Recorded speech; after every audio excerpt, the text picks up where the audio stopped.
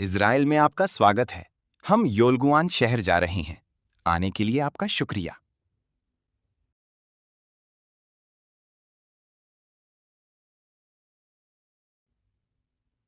اسرائیل میں آپ کا سواگت ہے۔ آپ کا سواگت ہے۔ اسرائیل میں آپ کا خیر مقدم ہے۔ اسرائیل میں آپ کا سواگت ہے۔ آپ کا سواگت ہے۔ ہم اپنے ان پوروجوں کی اولاد ہیں جنہوں نے ہمیشہ امن اور شانتی کے لیے اپنا یوگدان دیا۔ ہم ایک بار پھر ایک ایتہاسک مشن کے لیے یہاں موجود ہیں۔ مجھے امید ہے کہ اس مشن میں بھی ہم کامیاب ہوں گے۔ ہلو نمسکار آداب، میں ہوں محمد احمد کاظمی، لے کر آیا ہوں آپ کا پسندیدہ کارکرم آپ کے روبرو۔ میرے کچھ دوست کہتے ہیں کہ آخر آپ کیا تھکتے نہیں ہیں؟ میں پوری کوشش کرتا ہوں کہ ہر حال میں آپ تک خبریں پہنچتی رہیں اور جانکار لوگوں سے ملاقاتیں ہوتی رہیں تاکہ آپ ویسٹرن اور گودی میڈیا کے پروپیگنڈے سے بچے رہیں اور صحیح خبر کا صحیح وقت پر پہنچانا اور صحیح طریقے سے سمجھنا، یہ دونوں چیزیں بہت اہم ہیں، چونکہ دشمن کا طریقہ یہی ہے کہ ایسا پروپیگنڈا کرو کہ دشمن کو دوست سمجھیں آپ اور دوست کو دشمن سمجھیں، تاکہ جب آپ کسی مشکل میں ہوں تو آپ بالکل تنہا کھڑے رہ جائیں۔ یہ افراد، سماج اور ملکوں کے بیچ دشمن اسی طرح سے کام کرتا ہے۔ ان سب سے ہمیں سب کو ہوشیار رہنے کی ضرورت ہے۔ میڈیا اسٹار ورلڈ کے 10 لاکھ یعنی 1 ملین سبسکرائبر ہو چکے ہیں۔ میں آگے بڑھنے سے پہلے آپ کو چاہوں گا کہ آپ لوگ ہمارے چینل کے ممبر بھی بنیں اور جو کچھ آپ لوگ سپورٹ کر سکتے ہیں کریں۔ ہم ایک QR کوڈ دیتے ہیں چینل میں پروگرام کے دوران۔ بہرحال ایک کوشش ہے کہ زیادہ سے زیادہ لوگوں تک سچائی پہنچ سکے۔ آج ایک بار پھر ہم علی باقر عابدی صاحب سے بات کر رہے ہیں، جو بیروت میں رہتے ہیں، لبنان کی راجدھانی بیروت، اور اس پورے علاقے کو بہت اچھی طرح سے جانتے ہیں۔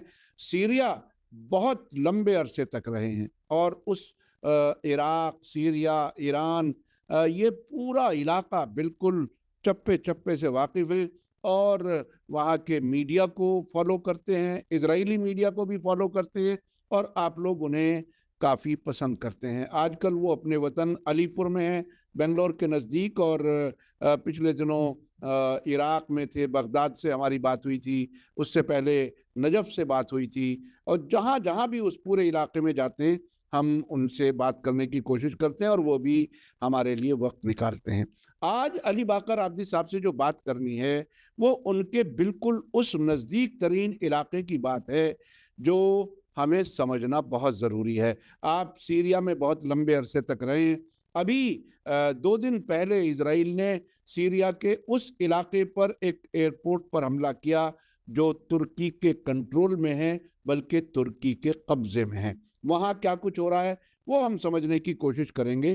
اس کے علاوہ عابدی صاحب پچھلے دنوں چونکہ عراق میں تھے، وہاں بھی بڑا کھیل چل رہا ہے۔ بڑا کھیل کچھ اس طرح سے کہ جو حشد الشعبی، جو داعش کے آنے پر 2011-12 کے آس پاس آیت اللہ سیستانی کی اپیل پر ایک بڑا ایک ہتھیار بند گروپ بنا تھا جو بعد میں عراقی فوج میں شامل ہو گیا تھا، اس کے خلاف بھی سازشیں چل رہی ہیں اور داعش سے ٹکراؤ اب بھی جاری ہے۔ ISIL پہلے اسے کہا جاتا تھا، پھر ISIS کہا جاتا ہے۔ عربی میں اس کا ایبریویشن داعش ہے، دولت اسلامیہ فی العراق و شام، یہ اس کا پورا نام ہے۔ وہ پھر سے وہ دہشت گردی کے کارروائیاں کر رہی ہے، وہ ہم سمجھنے کی کوشش کریں گے۔ اسرائیل اور امریکہ میں استعفوں کا سلسلہ جاری ہے۔ ایران کے سامنے ہار کی وجہ سے حالات دونوں جگہ خراب ہیں، وہ ہم سمجھنے کی کوشش کریں گے۔ علی باقر عابدی صاحب، ویلکم ہے آپ کا۔ میڈیا اسٹار ورلڈ کو آپ وقت دے دیتے ہیں، اس کے لیے بہت بہت شکریہ۔ میں سب سے پہلے سمجھنا چاہوں گا اس جگہ کی خبر اور خبر پر تجزیہ بھی کہ آخر یہ سیریا میں اسرائیل نے اس وقت کیوں حملہ کیا، کیا کچھ ہے، کیا پکڑا ہے اندر، آپ سے بہتر کوئی نہیں بتا سکتا۔ کیا حالات ہیں، کیا ہو رہا ہے؟ بسم اللہ الرحمن الرحیم۔ السلام علیکم، ہلو، آداب۔ کاظمی صاحب آپ کا بہت بہت شکریہ کہ آپ نے لوگوں تک، درشکوں تک، ناظرین تک صحیح حقائق پہنچانے میں بڑی محنت کی ہے، دنوں رات لگے ہوئے ہیں. آپ کی کاوشوں کو اللہ رب العزت قبول فرمائے اور اسی طریقے سے دن دگنے رات چگنی ترقی عنایت فرمائے. اسی حوالے سے بھی ہماری بھی پوری کوشش یہ رہتی ہے کہ زمینی حقائق گودی میڈیا سے ہٹ کر، ویسٹرن میڈیا سے ہٹ کر، کہ جس میں حقائق کو توڑ مروڑ کر پیش کیا جاتا ہے، انہوں اپنی مقصد کے لیے، اپنے ہدف کے لیے چیزیں پیش کرتے ہیں. تو پرسوں اسرائیل نے سیریا کے اس علاقے پہ حملہ کیا. اس ایئرپورٹ پہ جو ایک فوجی ایئرپورٹ تھا، اس علاقے کا نام ہے ابو الظہور. ابو الظہور ٹرکی کے قریب والا علاقہ ہے. وہاں پہ فوجی ایئرپورٹ، اس پہ اسرائیل نے حملہ کیا. اور حملہ کرنے کے بعد اسرائیل یہ کہتا ہے کہ ہم نے وہاں پہ حملہ اس لیے کیا کہ ٹرکی کی وہاں پہ بہت زیادہ کاروائی چل رہی ہے، اور ٹرکی یہ چاہتا ہے کہ اس ایئرپورٹ، ابو الظہور ایئرپورٹ کو اپنا ایک سینٹر بنا کر وہاں پہ بہت سارے رڈار اس نے لگائے ہیں، اور وہاں پہ اپنے پیر جما کر وہ ہم پہ حملہ کر سکتا ہے. یہ اسرائیل کا دعویٰ. ہم کبھی نہیں چاہتے کہ کوئی بھی ملک ہمارے ملک کے امن کو خلل واقع ہو، کسی بھی ملک سے. ہم اپنے ملک میں امن و امان چاہتے ہیں. کوئی بھی طاقت پورے علاقے کی، ولو فیوچر میں صحیح، ابھی نہیں، ہو سکتا ہے بعد میں 10 سال بعد جا کر مثلا سیریا اپنے پیروں پہ کھڑے ہو، 5 سال کے بعد ہو، لیکن ہم یہ کبھی برداشت نہیں کریں گے. ہم نے اس حکومت کو، بشار کی جو حکومت کو گرانے میں جتنا وقت لگایا ہے، اور اس سے پہلے جو ہم نے پلاننگ کی ہے، کس لیے کی؟ اس لیے کی کہ یہ جو طاقتور ملک ہے، دیکھیں کاظمی صاحب، عرب ممالک کی جو فوجیں تھیں، جس میں پہلے دوسرے نمبر پہ جو طاقتور فوجیں مانی جاتی تھیں، ان سب طاقتور فوجوں کو ایک کے بعد دیگرے کر کے امریکہ اور اسرائیل اور انگلینڈ نے اور فرانس نے ختم کرنا شروع کر دیا. عراق کی بہت بڑی طاقتور فوج مانی جاتی تھی، اس کو ختم کیا گیا. مصر کی فوج کو ختم کیا گیا. اس کے بعد سیریا کی فوج مانی جاتی اور فوج تھی، طاقتور مانی جاتی تھی، اس کو ختم کیا گیا. اور اسی طریقے سے کوئی بھی فوج، کوئی بھی طاقت اس علاقے میں کبھی بھی جو ہے کیا ہے پنپ نہیں سکتی. یہ اسرائیل کا دعویٰ ہے، امریکہ کا دعویٰ ہے. اور امریکہ، اسرائیل نے یہی کہا جب اس پہ اعتراض کیا ہے. کس نے؟ ابھی جو جولانی حکومت ہے، دیکھیں کیا کچھ حالات ہیں واقعا. میں کہنا چاہتا ہوں اپنے درشکوں سے، بالکل دل کی گہرائیوں سے تھوڑی دیر کے لیے ہر آدمی اس ابھی جو واقعات ہم بیان کرنے جا رہے ہیں، حقائق کو سننے کے بعد تھوڑا سا غور کرے کہ کیا یہ سب کچھ ہو سکتا ہے، اور ہونے کے بعد بھی کیا وہ لوگ مسلمان باقی رہ سکتے ہیں؟ کیا ان میں انسانیت نام کی کوئی چیز باقی ہے؟ ذرہ برابر بھی اگر باقی ہے تو وہ اسرائیل کے قریب بھی نہیں جا سکتے. اللہ کل. اب یہ ادھر سے اسرائیل دعویٰ کر رہا تھا کہ ہم نے جو حملہ کیا، ٹرکی وہاں پہ مضبوط ہو رہا ہے. میں یہاں پہ رک کر درشکوں کو، بلکہ درشکوں سے یہ سوال کرتے ہوئے کہوں کہ وہ مکے کا معاہدہ کہاں گیا جس میں 4 ملکوں نے یہ معاہدہ کیا؟ پاکستان، 3 ملکوں نے، ٹرکی، سعودیہ. کہ ہم 3 ملکوں میں سے کسی بھی ایک ملک پہ اگر حملہ ہوا تو تینوں یہ سمجھیں گے کہ ہمارے اوپر ہوا ہے، ہم حملہ کریں گے. یعنی جوابی کاروائی 3 ملکوں سے ہوگی. تو اب یہ جو ابو الظہور ایئرپورٹ پہ حملہ ہوا اسرائیل کا، اور سب کو پتا ہے کہ ابو الظہور علاقہ ٹرکی کے کنٹرول میں ہے، پورے کا پورا ٹرکی کے کنٹرول میں ہے. اس کا باقاعدہ جولانی نے بھی اعتراف کیا کہ ہم پر ٹرکی کا بڑا احسان ہے. اس نے ہمیں یعنی سیریا کی حکومت دلوانے میں یا ہمیں دمشق تک پہنچانے میں جو کچھ کوشش اور محنت ٹرکی نے کی ہے، وہ دوسرے ملکوں نے اتنی نہیں کی ہے. تو ہم پہ ان کا بڑا احسان ہے. تو ہم نے وہ پورے علاقے سمجھ لیجئے گا کہ ان کو دے رکھے ہیں. اب یہ جو حملہ ہوا تو مکے کا معاہدہ کہاں گیا؟ کہیں ایسا تو نہیں ہے کہ مکے کا معاہدہ صرف ان لوگوں کے لیے ہے کہ جو لوگ کلمہ پڑھتے ہیں، لا الہ الا اللہ کہتے ہیں، محمد رسول اللہ کہتے ہیں. اگر وہاں سے اگر کوئی حملہ ہو تو تب یہ کاروائی 3 ملکوں سے ہوگی. اور اگر ان کے باپ دادا سے ہو رہی ہے، امریکہ اور اسرائیل سے ہو رہی ہے، تو پھر کوئی کچھ نہیں کہے گا، خاموش بیٹھے رہیں گے اور کہیں گے گویا کہ کوئی معاہدہ ہوا ہی نہیں تھا. اور یہ موضوع بحث نہیں ہے، لیکن میں یہ بتانا چاہ رہا ہوں درشکوں کو، دیکھیں کیا کچھ گیم چل رہا ہے اس پورے علاقے میں. ابھی جب اچھا سلسلہ وہاں سے شروع ہوا، میں ایک منٹ رک کر کے تھوڑا سا دیکھیے، اسرائیل اپنے آس پاس تمام ملکوں میں یہ نہیں چاہتا کہ وہاں کوئی فوج مضبوط ہو، جیسا کہ ابھی ہمارے مہمان نے بتایا، آبدی صاحب نے، اور اس کی تازہ مثال یہ ہے کہ وہ ہر بات چیت میں وہ مانگ کرتا ہے حزب اللہ کو نہتہ کرو، اس کے ہتھیار ختم کرو، حماس کے ہتھیار ختم کرو، سیریا کی فوج کو اس نے ویسے ہی ختم کر دیا، جیسے ہی قبضہ ہوا نئی حکومت آئی، ہر جگہ تمام فوجی اڈے سب کچھ تباہ کر دیے، اور یہ بھی چاہتے ہیں ایران نیوکلیر نہ بنائے، میزائل نہ بنائے۔ ارے بھائی تم کہاں کے شیر ہو کہ تم یہ کہتے ہو کہ ہماری فوج کسی سے نہیں ہارتی؟ اگر ایسا ہی ہے تو دشمن کے پاس ہتھیار ہونے دو، کیا پریشانی ہے؟ لیکن سب دشمن کے کسی کے پاس ہتھیار نہ رہے، یہ ہے امریکہ اور اسرائیل کی حقیقت۔ جیسے ہی دشمن مضبوط ہوگا ان کو فرار یا تو کرنا پڑے گا، اور ہارے ہوئے تو پکے ہیں، ابھی جس طرح سے ایران نے انہیں پوری طرح سے ناکام کیا۔ جی، تو یہ ان کی چاہت ہے کہ ہمارے کسی بھی دشمن کے پاس کوئی ہتھیار نہ ہو، جی اور ان ملکوں کے حکومتیں ان کی جیب میں رہیں، جیسے سیریا کی، جیسے لبنان کی اس وقت ہے، جیسے ترکی کی بھی ہے کسی حد تک۔ یہ دکھاوے کا کمال یہ ہے کہ دوست کو دشمن کی طرح سے پیش کرتے ہیں، اور ادھر بھی یہ بتا دیتے ہیں کہ تمہیں اتنا کرنا اور ہم اتنا کریں گے۔ بڑی عجیب کہانی ہے۔ آپ بتائیے جی، آپ اپنی بات جاری رکھیے۔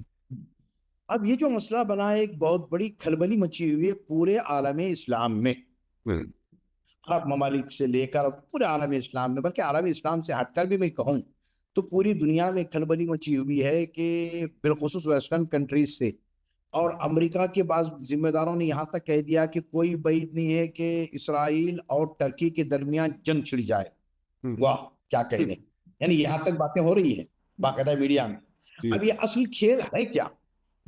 کاظمی صاحب، اس آپ کے چینل کے ذریعے سے آج ہم یہ چاہتے ہیں کہ حقیقت ترکی کے ابھی جو پریسیڈنٹ ہے رجب طیب اردوغان کی حقیقت اور ان کے تعلقات اسرائیل سے کب سے ہیں، وہ تمام حقیقت کھول کے ہم رکھ دیں تاکہ آنکھیں کھلی رہیں، دماغ کھلا رہے، اور صرف کانوں سے سنی ہوئی بات پہ بھروسہ نہ کریں، ایک۔ اور دوسرا مسئلہ، اب کوئی چیز باقی نہیں رہی، عرب، عجم، شیعہ، سنی، دیوبندی، بریلوی، اہل حدیث سب ختم ہو چکا۔ اب بات رہ گئی ہے حق اور باطل، بات رہ گئی ہے فلسطین کے مظلوموں کی حمایت کرنے والے کون ہیں اور اسرائیل کا ساتھ دینے والے کون ہیں، دو ہی جگہیں ہیں، بالکل بالکل، بس تیسرا کوئی راستہ نہیں ہے۔ اب میں چاہتا ہوں کہ اس کے ذریعے سے، آپ کے چینل کے ذریعے سے درشکوں تک بات پہنچ جائے کہ یہ بات کھیل شروع کیسے ہو رہا ہے، یہ کب سے تعلقات ہیں۔ اب چاروں طرف سے یہ بات چل رہی ہے، اس کے بعد ادھر سے ٹرکی سے کہا گیا کہ اب ہم اسرائیل کو نہیں چھوڑیں گے، اب ہم اسرائیل کو نہیں چھوڑیں گے۔ کیا کہا؟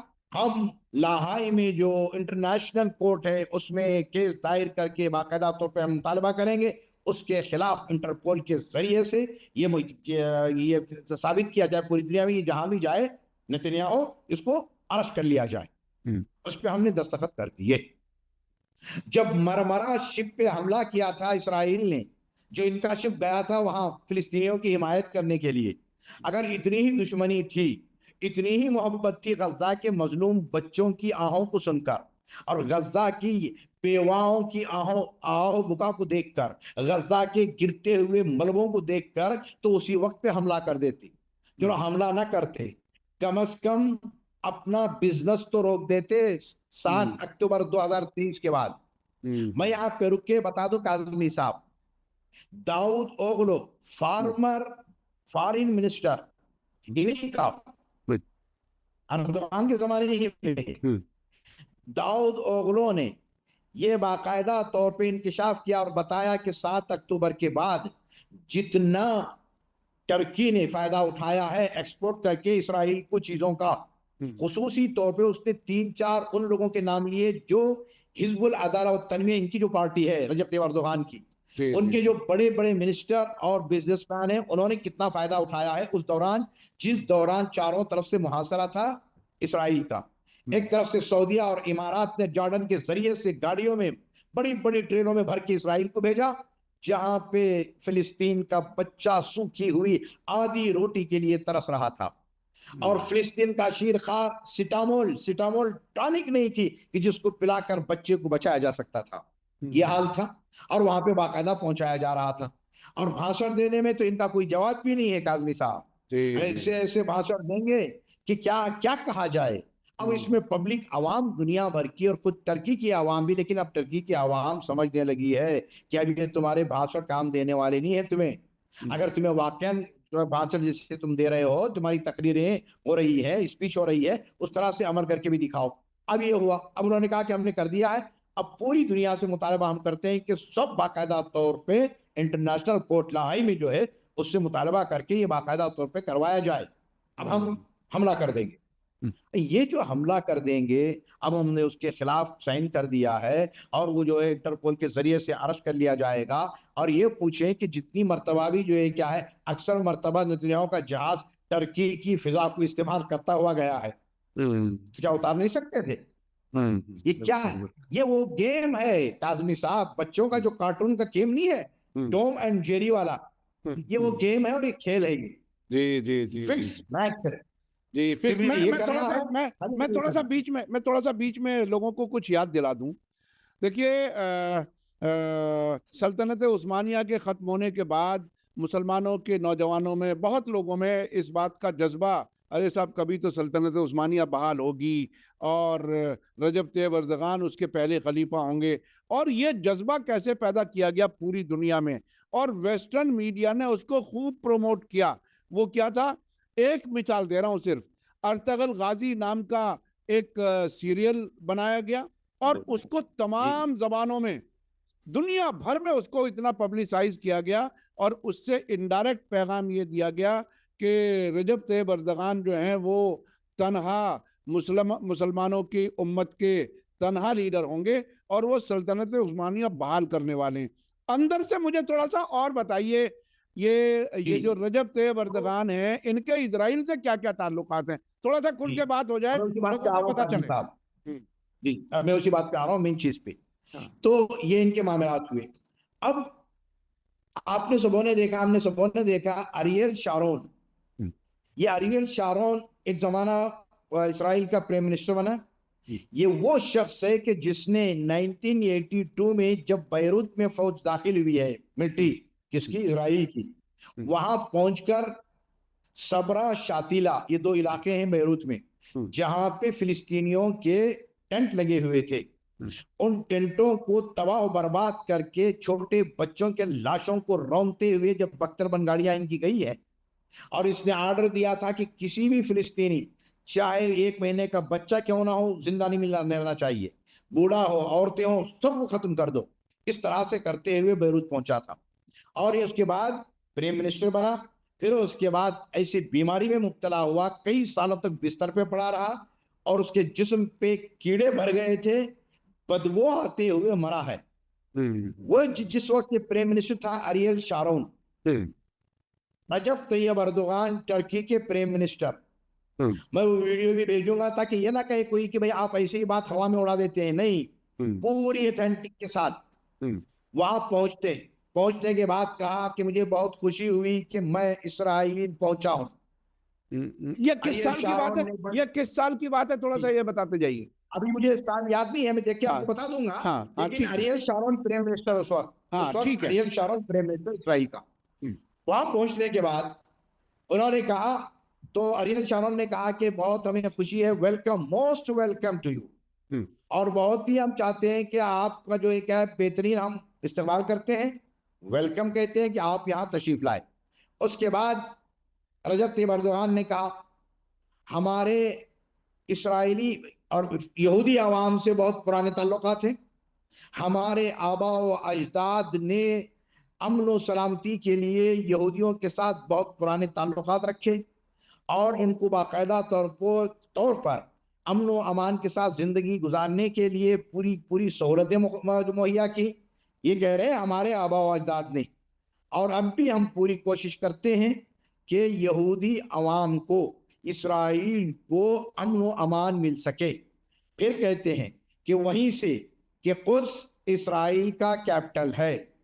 پھر اس کے بعد اس کو ہولوکوسٹ کا جو شروع کیا ہے، یہ ہاں دھوکہ دینے پبلک کو، عوام کو، دنیا بھر کو. ہاں وہاں پہنچے اور گلدستہ چڑھایا اس پہ کہ یہ واقعہ ہوا ہے آپ کے ساتھ، ہم، اور وہیں سے وعدہ کر کے چلے آئے. ایک تو یہ ہم، بات. ہم، دوسری بات، اسرائیل کا ان کا اپنا زیونزم کا نوبل پرائز کسی مسلمان حاکم کو آج تک نہیں دیا گیا. ہم، صرف رجب طیب اردوغان ہیں جن کو نوبل پرائز ملا ہے ہم، ہم، زیونزم کا. ہم، اس کو بھی یاد رکھیں تاکہ عوام کو پتا چلے کیا کچھ ہے اور کس ہم، طریقے سے لوگوں کی اسلام سے چاہت، فلسطین سے چاہت یا محبت کو کس طریقے سے یوز کیا جاتا ہے. اس سے ہم، پہلے صدام حسین نے یہ چیز استعمال کی تھی. ہم، 3 بڑے بڑے میزائل مارے تھے اسرائیل پہ، یاد ہوگا آپ کو. جی جی جی اس جی، میزائل میں ایک مرغی تک نہ مری تھی. ہم، گائے کی بات تو دور کی بات، بکری مرنے کی بات تو دور کی بات، ایک مرغی نہ مری تھی. لیکن ہم، بڑے بڑے 3 میزائل مار دیے.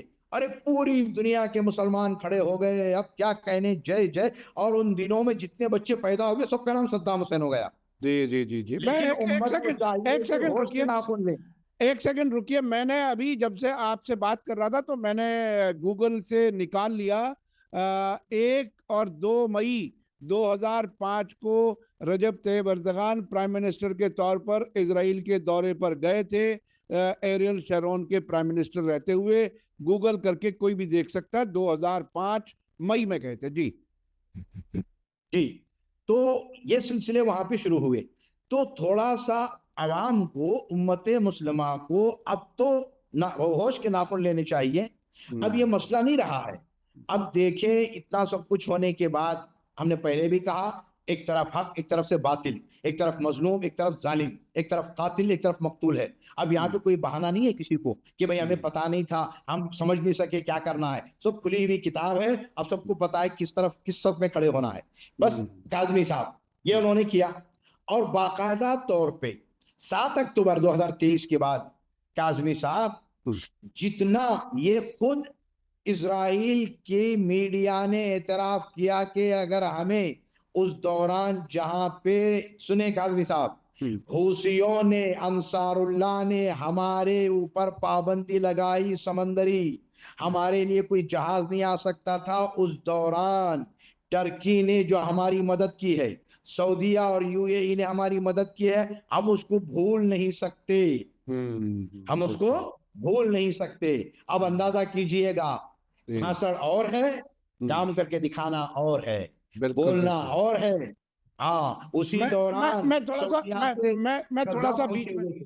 میں تھوڑا سا بیچ میں ایک چیز اور بتا دوں. دیکھیے، میں اکثر اس بات کو کہتا ہوں، دشمن میڈیا جس کو ہمارے لیڈر کے طور پر پروجیکٹ کرنے لگے، سمجھ لو وہ دشمن سے ملا ہوا ہے. چاہے وہ آپ کے اپنے شہر میں ہو، اپنے ملک میں ہو، اپنے صوبے میں ہو، یا دنیا کے لیول پہ ہو. میں تمام لوگوں کی بات کہہ رہا ہوں. دنیا بھر میں آپ طے کرتے جائیے، چاہے یہاں کے مختار عباس نقوی بنائے گا جاتے ہوں، یا وہاں چاہے وہ محمود عباس بنائے جاتے ہوں فلسطین کے. جس کو بھی دشمن کا میڈیا ہمارے لیڈر کے طور پر پروجیکٹ کرتا ہے، وہ انہی کا آدمی ہے. بالکل اسی طرح سے وہ جو آپ نے صدام حسین کا ذکر کیا، ارے صاحب صدام حسین کے سلسلے میں ویسٹرن میڈیا نے کیا کیا خبریں چلائیں، میں درشکوں کو یاد دلا رہا ہوں. ارے صاحب اس نے اپنے خون سے قرآن لکھا ہے، یہ خبر چلائی گئی. یعنی مسلمانوں کے جذبات بھڑکاؤ. اور ایران کے خلاف جو جنگ شروع کی 1980 میں امریکہ کے کہنے سے، 8 سال نہ صرف اور ایران عراق اور دونوں کی تباہی ہوئی، بلکہ یہ تمام عرب ملک سپورٹ کرتے رہے صدام حسین کو ایران کے خلاف. یہ وہ ساری حقیقتیں ہیں جسے ہمیں یاد رکھنا چاہیے. فلسطین کو صرف اپنے سیاسی مفاد کے لیے استعمال کیا. اور ایک چیز اور ہوئی فلسطین کے معاملے میں، پوری دنیا دوغلی رہی. میں اس کو بہت ہی سنجیدگی سے کہہ رہا ہوں. جو واقعاً فلسطین کے لیے، اپنے ملک کی آزادی کے لیے لڑنے والے لوگ ہیں، ان کو ویسٹرن میڈیا نے ٹیررسٹ کے طور پر پبلسائز کیا. اور جو نقلی لوگ، ان کے لوگ کھڑے کیے گئے تھے، چاہے وہ یاسر عرفات ہوں یا محمود عباس ہوں، ان کو فلسطینی لیڈر بنا کے پیش کیا گیا. اچھا پوری دنیا نے کیا मुनाफिकत की, वो ये मुनाफिकत की कि जब कभी फिलिस्तीन के हमदर्द के तौर पर अपने आप को पेश करना हो दुनिया के सामने, तो महमूद अब्बास के साथ जाके फोटो खिंचवा लो, पूरी दुनिया में बता दिया जाए कि हम तो फिलिस्तीन के हक में हैं। यही भारत ने भी किया, यही बहुत मुल्कों ने किया।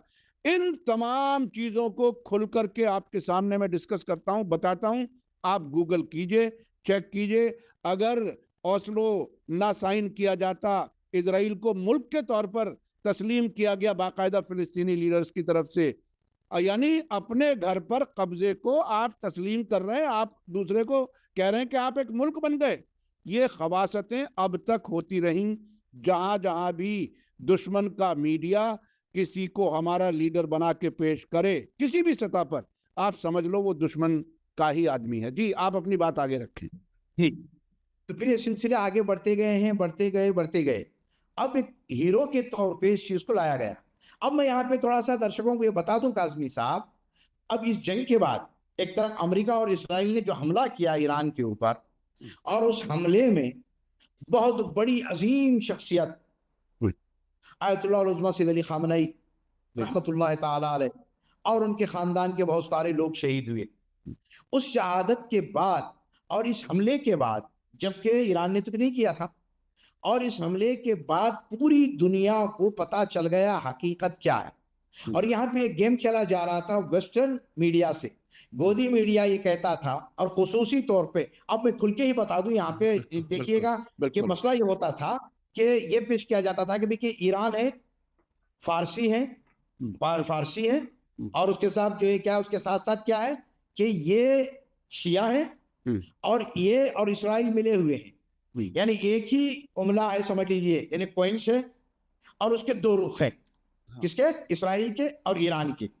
इस तरह से पेश किया जा रहा था अरब मीडिया, और अरब से हटकर इस्लामी दुनिया का मीडिया भी पेश किया जा रहा है। जब भी ईरान कुछ कहे फिलिस्तीन की हिमायत में, ये जब भी फिलिस्तीनी लीडरों की तरफ से बयान आता था कि ईरान ने हमारी मदद की है, पैसे से, असलहे से, यूएनओ में, जहां जहां भी, फौरी तौर पे वो मीडिया आगे बढ़ जाता था। कहता था कि हाँ वो तो कहेगा ही, वो है असल में एक ही है।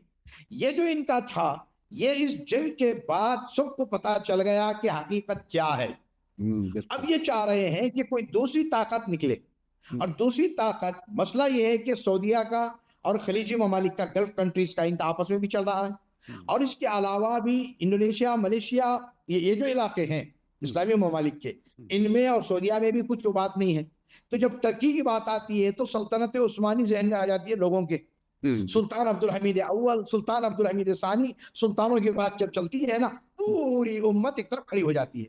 जी। तो उसको सामने ला के पेश करना है। बात यही हो रही है। ये पूरे का पूरा जो है क्या है, फिक्सिंग मैच का सिलसिला चल रहा है काज़मी साहब। अब पूरे मीडिया में लाके पेश किया गया। अब ये वो शख्स है काज़मी साहब, वो शख्स है, मैंने कहा ना आपसे कि बाकायदा उसके जमाने के खुद फार्मर प्राइम मिनिस्टर, ये अपना फॉरेन मिनिस्टर दाऊद, उन्होंने इसका इंकशाफ किया और बताया। और यहाँ पे मैं रुक के ये भी बता दूं, इनके उस्ताद अगर कहा जाए तो सियासत में, मरहूम नजमुद्दीन अरबकान, उनकी जो पार्टी थी, उस पार्टी को जो सबसे पहले इस्लामी पार्टी फौजियों के खिलाफ इलेक्शन में जीत कर आई है काज़मी साहब, उसके थे नजमुद्दीन अरबकान रहमतुल्लाह अलैह, इंतकाल हो गया। बहुत बेहतरीन शख्सियत, और वाकई उसको मानना, उस शख्सियत ने इंतकाल से कुछ साल पहले या कुछ दिन या कुछ माह पहले अपने खास लोगों को बुला के ये कहा कि तुम लोग अर्दोगान से होशियार रहना। तो कहा वो तो आपके खास शागिर्द है। कहा तभी तो मैं बता रहा हूँ, खास शागिर्द है तभी तो। कहा क्या हुआ? कहा इसने जो तालीम हासिल की है ना, उन स्कूलों में हासिल की है कि जिन स्कूलों का ताल्लुक डायरेक्ट न्यूयॉर्क से है, वाशिंगटन से है। और इसके जहन में जो चल रही है बात, वो पूरी की पूरी बिल्कुल मेरे अक्स है। लेकिन ये इस चीज को मेरी पार्टी को भी इस्तेमाल करेगा और सब कुछ करेगा, लेकिन तुम लोग होशियार रहना। ये बात इंतकाल से पहले मरहूम नजमुद्दीन अरबकान कहकर चले गए। अब ये देखें सिलसिले किस तरीके से शुरू हो रहे हैं। प्राइम मिनिस्टर से प्रेसिडेंट, प्रेसिडेंट से प्राइम मिनिस्टर, प्राइम मिनिस्टर से प्रेसिडेंट। अब होते होते अब वहां तक बात पहुंच रही है कि सल्तनत उस्मानी यानी खिलाफत को लाके सुल्तान बनने वाली शक्ल पेश की जा रही है। लेकिन क्या है, उसके साथ पीछे इनका हाथ होना चाहिए। تبھی تو یہ سلطان بن سکتے ہیں. اس لیے کہ ان سلطانوں کی سلطنت جو ختم ہوئی ہے وہ کہاں سے ختم ہوئی ہے؟ تاریخ اٹھا کے پڑھے نا تب پتا چلے گا. ان کے گھروں میں جو یہودی عورتیں پہنچی ہیں جی تو تب وہاں سے تباہی ان کی شروع ہوئی اور یہاں تک کہ پوری پوری سلطنت ختم ہو گئی ہے. اس سلطنت کے دوران کاظمی صاحب مراجع کرام مجتہدین کرام جو نجف میں ہوتے تھے, جو قم میں ہوتے تھے, مشہد میں ہوتے تھے, لبنان میں ہوتے تھے, ان سے فتویٰ پوچھا گیا کہ اس سلطنت عثمانی نے بعض اوقات پہ ہم پہ ظلم کیا ہے, شیعوں پہ, کیا ہم ان کے خلاف انگریزوں کا ساتھ دیں؟ تو فتویٰ آیا کہ اسلامی حکومت کے خلاف انگریزوں کا ساتھ دینا حرام ہے باقاعدہ طور پہ. اور اس وقت کے بحرین کا حاکم شیعہ تھا, اس سے کہا انگریزوں نے بھائی تمہیں تھوڑا سا ہمیں ساتھ دو, سلطنت عثمانی کو ختم کریں گے پھر تمہیں سب کچھ بنا کے دے دیں گے. تو اس وقت جو انہوں نے پوچھا مجتہد سے اس وقت کے, انہوں نے کہا کہ حرام ہے اسلامی حکومت کے خلاف ایک کافر اور انگریز کا ساتھ دینا, ساتھ نہیں دیا. لیکن تاریخ ہے, تاریخ کو پڑھنا چاہیے, تب پتا چلتا ہے کس نے کیا کچھ کیا ہے, خون کی ہولی کس نے کھیلی ہے اور کس کا خون میدان میں کب بہا, کیسے بہا. اور آج بھی وہ سلسلہ جاری ہے. یہ میڈیا کوئی معمولی میڈیا نہیں ہے, وہ سعودی میڈیا تھا, بالکل ایسا میڈیا تھا, ورنہ 80 سال تک ممبروں سے علی بن ابی طالب امیر المومنین کے خلاف باقاعدہ بیانات جاری نہیں ہوتے تھے کاظمی صاحب. جی لاکھوں ہزاروں لوگ بیٹھتے تھے اور سنتے تھے.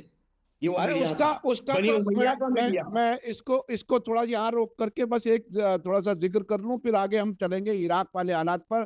آپ نے بہت بہترین معلومات دی ہے, تاریخی معلومات دی ہے. وہ جو حضرت علی کے خلاف جو ممبروں سے بہت ہی وہ جو پروپیگنڈا کیا گیا, شاید میں آپ سے کنفرم کرنا چاہوں گا, عراق میں تو میں نے خود اپنے آپ دیکھا ہے, کیا اور عرب ملکوں میں بھی جب کبھی کسی چور کا ذکر ہوتا ہے, اگر ٹیکسی ڈرائیور سے بھی بات کرتے جا رہے ہیں نا اور وہ چور کا کوئی ذکر کرتا ہے تو وہ علی بابا کہتا, علی بابا. آج بھی کیا یہ اسی پروپیگنڈے کا اثر ہے کہ عرب ملکوں میں آج بھی چور کو علی بابا کہتے ہیں؟ وہ تھوڑا سا مجھے کیوریوسٹی ہے جاننے کی. یہ صرف وہیں کی بات نہیں تھی کاظمی صاحب, صرف عراق کی بات نہیں ہے, اس کے علاوہ بھی جو ہے کیا ہے, سیریا ہے, لبنان ہے, جارڈن ہے, سعودیہ ہے, اس علاقوں میں آج بھی برادران اہل سنت کے نزدیک, ان لوگوں کے نزدیک, پڑھے لکھے لوگوں کے نزدیک نہیں ہے, جن لوگوں کو حقیقت کا علم ہے وہ تو جانتے ہیں, عام جو جاہل عام پبلک ہے ان کو پتہ نہیں بیچاروں کو. اگر ان کو بتایا جائے نا کہ یہ کب چلا, کیسے چلا, کیا ہوا کیا نہیں, تو وہ لوگ سمجھ جائیں گے, ورنہ حقیقت کا پتہ نہیں نا. یہ حقیقت کا پتہ نہ ہونے کی وجہ سے بدھ کے دن نماز جمعہ پڑھائی گئی ہے, بدھ کے دن نماز جمعہ پڑھائی گئی ہے, اور کسی نے اعتراض نہیں کیا کہ بدھ کے دن نماز جمعہ کیسے پڑھی جائے. جی ارے صاحب میرا تو تجزیہ سب یہ ہے کہ باقاعدہ جاہل رکھنے کا انتظام کیا گیا ہے, اور جاہل رکھ کر کے پوری قوم کو جاہل رکھ کر کے تاکہ یہ سوال ہی نہ کر سکیں. وہ آج تک مختلف ملکوں میں جو نام نہاد جو مسلم حکومتیں ہیں یہ سب ہو رہا ہے. یہ خیر بہت اچھی گفتگو ہوئی ترکی کے بارے میں, رجب طیب اردغان کے بارے میں. اب میں تھوڑا سا ٹائم ہمارے پاس کم رہ گیا ہے, عراق میں کیا کچھ ہو رہا ہے. عراق میں جو موجودہ حکومت ہے, حشد الشعبی ہے, ادھر کیا کچھ ہو رہا ہے؟ وہ دباؤ میں ہے پوری طرح سے امریکہ کی طرف سے کہ کسی طرح سے یہ حشد الشعبی کے ہتھیار چھین لیے جائیں, جیسے حماس اور حزب اللہ کے ہتھیار چھیننے کی بات ہو رہی ہے. عراق کے اندر کی کچھ بتائیے, ہمارے پاس وقت کم رہ گیا ہے, 7-8 منٹ میں ہم عراق کی بات کرنا چاہیں. اب دیکھیں عراق کا مسئلہ کاظمی صاحب یہ ہوا ہے کہ غزہ یا فلسطین عام طور پہ, خصوصی غزہ, لبنان, ساؤتھ لبنان, غزہ حماس جہاد اسلامی اور اس کے علاوہ باقی جتنی بھی تحریکائے مقاومت ہیں فلسطین کی, لبنان حزب اللہ, حرکت احمر اور باقی جتنی جو ہے کیا تحریکائے مقاومت, خصوصی طور پہ جو بالکل پیش ہے جس نے جو ہے کیا ہے اپنے لیڈر تک کی اتنی بڑی قربانی پیش کر دی, حزب اللہ. جن لوگوں نے یہ سمجھا اور سوچا اور یہ سوچ رہے ہیں کہ یہ کمزور ہوتے چلے گئے, یہ ان کے زعم ناقص میں یہ ہے. تو اب انہوں نے کہا کہ اب مسئلہ کیا ہے کہ عراق کا جو مسئلہ ہے, حشد شعبی اور دیگر جتنی بھی تحریکائے مقاومت عراق میں ہیں ان کا کیا کچھ ہونا چاہیے. جب امریکہ نے عوام کی چنی ہوئی حکومت پہ اپنا ویٹو لگایا, تنسیقیات یعنی جتنی بھی پارٹیاں تھیں بالکل ان سبوں نے چنا کس کو, مسٹر نوری مالکی کو. کہا کہ نوری مالکی پرائم منسٹر ہوں گے اس حکومت کے. تو امریکہ نے کیا کہا؟ ویٹو. اگر نوری مالکی ہوئے تو نہ میں پیسہ وہاں سے بھیجوں گا. پیسہ کون سا ہے کاظمی صاحب؟ پیٹرول بکتا ہے عراق کا, پیسہ جاتا ہے امریکہ کی بینکوں میں, اور امریکہ جب چاہتا ہے جتنا چاہتا ہے اتنا لے آ کے پیسہ دیتا ہے اس کو عراق, اور کچھ بھی نہیں کرو گا. چلو بھائی, پھر 48 گھنٹے تک معاملے چلتے رہے, کیا کرنا ہے کیا نہیں کرنا, کیسے کرنا ہے. بہرحال لے آ کے علی الزیدی کو جو ہے رکھا گیا. اب بہرحال ان کا کیا تھا کیا ہے کیا نہیں, لیکن اس کے آنے کے بعد کہ ان کے جو حالات پیدا ہوئے ہیں, اتنا پریشر پڑ رہا ہے کہ یہاں تک کہ بڑے بڑے قائدین کی شہادت پہ ان کی خاموشی, خود امریکہ پہنچنے کے بعد واقعی ایک کوشچن مارک ہے. وہ آج بھی جو ہے کیا وہاں کے عوام سوال کر رہی ہے کہ خاموشی کیوں خاموش رہے. اور بہرحال دیکھیں, آج اگر دیکھیں صحیح معنوں میں عراق پہ امریکہ کی حکومت ہے کاظمی صاحب, پیسے سے, فوجی سے, انٹیلیجنس سے, فلاں ڈھکا سب پورے کا پورا.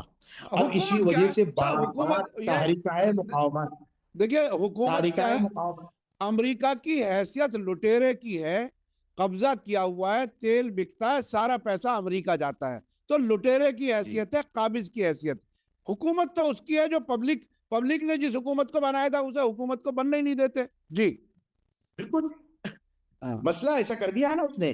امریکہ نے اس طریقے سے بنایا ہوا ہے, پارٹیوں میں سے افراد کو خرید کر, اور اس طریقے سے جو ہے نا لیا کے پیش کر دیا جاتا ہے کہ جہاں پہ لوگ بھی مجبور ہو جاتے ہیں, جیسے ابھی اس بار ہوا نوری مالکی کے لیے, جبکہ سبوں نے پورے کے پورے ایک ہو کے کہا کہ بھئی یہ اس حکومت کے پرائم منسٹر ہوں گے, تو اس نے ویٹو استعمال کر دیا اپنا, کہا کہ ایسے نہیں ہو سکتا. تو اب ان کو بنایا گیا, اور اتنا پریشر اس کے اوپر, علی زیدی کے اوپر.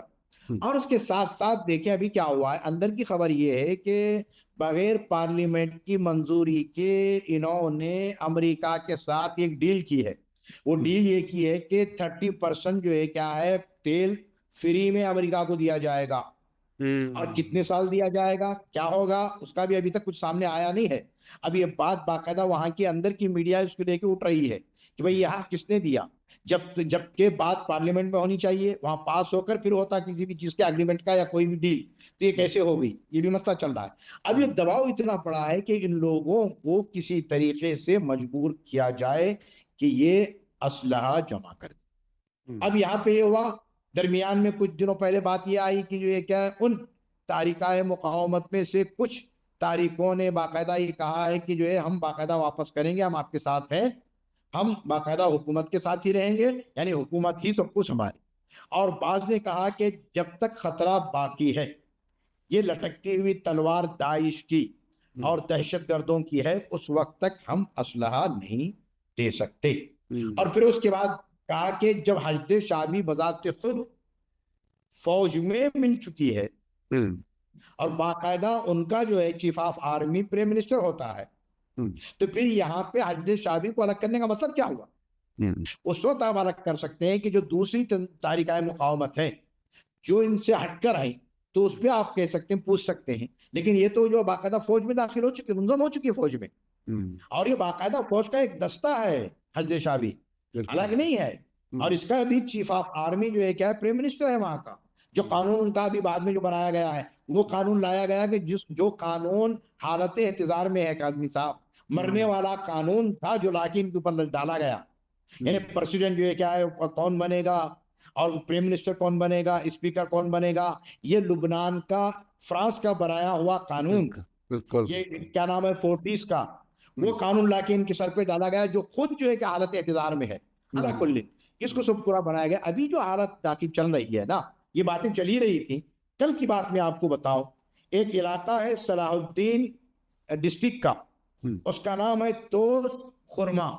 توس خرما صلاح الدین ڈسٹرکٹ کا وہ علاقہ ہے جہاں پہ میں سمجھتا ہوں یہاں پہ ترکمان حضرات رہتے ہیں. تو یہ جو علاقے میں ابھی کل حشد شعبی کی بٹالین نمبر 63 کی ایک جھڑپ ہوئی ہے داعش کے دہشت گردوں کے خلاف. ابھی ادھر بات ہو رہی ہے حکومت کی, حکومت یہ کہہ رہی ہے کہ اسلحہ دو. ہم نے اسلحے کی اجازت اس وقت دی تھی جب خطرہ تھا داعش کا. اب داعش کے ساتھ کل ہوئی ہے جھڑپ, اب تم یہ کہہ رہے ہو کہ داعش کا خطرہ ٹل گیا, تو اب جو ہے کیا ہے کسی بھی تاریخہ مقاومت کی ضرورت نہیں ہے کہ اسلحہ ان کے پاس ہو. ابھی کل جو ہوئی ہے جھڑپ, وہ کون دیکھے گا, اور کیا وہ نظر نہیں آ رہی ہے. ابھی بھی سیریا کی طرف سے پوری تیاری ہے. ایک خاص خبر جارڈن کے ذریعے سے کاظمی صاحب، اس میں یہ کہا گیا ہے کہ ہزاروں کی تعداد میں داعشی سیریا، عراق، جارڈن جو بارڈر ہے جس کو مثلث کہتے ہیں، ٹرینگل، وہاں پہ ہزاروں کی تعداد میں اسلحے سے لیس اور نئی ٹیکنالوجی کے ساتھ اور تیاری کے ساتھ بیٹھے ہوئے ہیں کہ کب ہمیں پرمیشن ملے عراق میں داخل ہونے کے لیے. یہ وہ لیے ہے کہ اور یہ وہی جگہ ہے الطنف، جو سے مجھے یاد ہے، الطنف وہ جگہ ہے جہاں جی. تینوں ملکوں کی بارڈر ملتے ہیں، اور یہاں امریکی فوجی اڈا ہے، یہاں امریکی فوجی بیٹھے ہوئے ہیں، اور انہی کی چھتر چھایا میں داعش کے لوگ تیار کیے جا رہے ہیں. یہ ہے اصل امریکہ کی حقیقت. اس پورے علاقے میں تباہی مچانے کے لیے جہاں کہیں فوج نہیں بھیجے وہاں ٹیررسٹ بھیجا جاتا ہے، اور کس کس طریقے سے تباہی کی جاتی ہے. بہت بہت شکریہ. ہم نے آپ سے آج کافی اہم بات ہوئی ہے، خاص طور پر ترکی کے رجب طیب اردغان کے رول کے سلسلے میں. یعنی زائنزم کا انہیں ایوارڈ بھی ملا ہے، انہوں نے باقاعدہ اسرائیل کے ساتھ تعلقات میں خوشی کا اظہار کیا ہے، اور اب بھی وہ اسی کے پروجیکٹ پر کام کر رہے ہیں. دکھاوے کی دشمنی ہے لیکن اندر سے میچ فکس ہے. یہ بہت امپورٹنٹ آپ نے بتایا. اور عراق میں بھی ابھی خطرہ ٹلا نہیں ہے داعش کا، اور اسی درمیان امریکہ اور اسرائیل چاہتے ہیں کہ یہ لوگ ہیں حشد الشعبی، ان کے ہتھیار چھین لیے جائیں. آنے والا وقت کیا ہوگا ہم بتاتے رہنے کی کوشش کریں گے. عابدی صاحب، آپ ہمارے لیے بہت اہم انفارمیشن لے کر کے آتے ہیں. میں اپنے درشکوں سے، ناظرین سے کہوں گا آج کا ویڈیو آپ کو کیسا لگا کمنٹس میں ضرور لکھیں، اور زیادہ سے زیادہ لوگوں تک شیئر کریں. اسی کے ساتھ مجھے دیجیے اجازت. دھنیہ واد، شکریہ. جے بھارت، جے ہند.